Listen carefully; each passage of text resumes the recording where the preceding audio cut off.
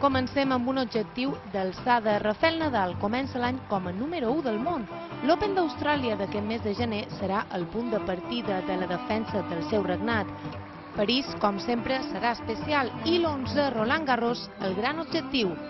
Serà una temporada molt estranya, la primera sense Toni Nadal. En futbol, el més destacat és Marco Asensio, que a més de seguir consolidant la seva posició al Madrid, li espera el repte del Mundial de Rússia i rellevar a Miquel Àngel Nadal com a darrer mallorquí en disputar la màxima competició en la selecció espanyola. Marcus Cooper lluitarà per revalidar títols a l'europeu que es disputarà a Praga i el Mundial de Portugal que es celebrarà el mes d'agost.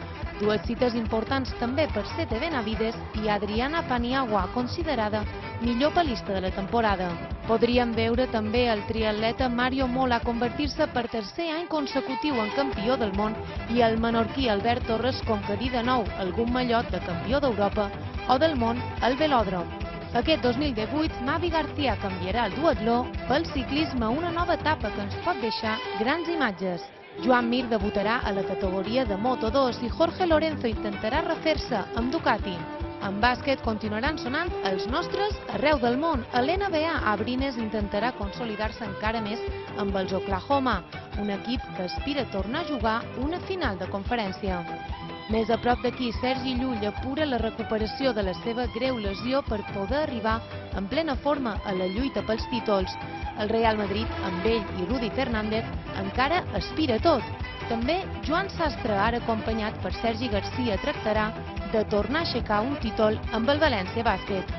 Alba Torrents tindrà com a objectiu aconseguir la seva primera medalla d'or amb la selecció espanyola en el Mundial de Bàsquet femení que es disputarà a Tenerife. I per equips, l'Iberostar Palma intentarà fer una passa endavant i remuntar la mala dinàmica de la primera volta i assolir els play-offs. El Palma Futsal d'Antonio Vadillo també lluitarà per entrar als play-offs i trencar la barrera dels quarts de final a la Copa d'Espanya que es disputarà el mes de març. El Pozo de Miguelín tornarà a ser el primer obstacle. En vòlei, l'Úrbia Palma seguirà defensant la seva hegemonia per repetir una temporada perfecta. Serà amb el permís, entre d'altres, de l'Ushuaia, que ja té bitllet per la Copa del Rei i els play-off al punt de mira. A la Superliga femenina, la Barca de Menorca cercarà arrodonir una temporada que ha començat amb molt bon peu. I en handbol, la permanència és el gran repte de les valentes jugadores del Puig, que gaudeixen del merescut somni de jugar a la màxima categoria.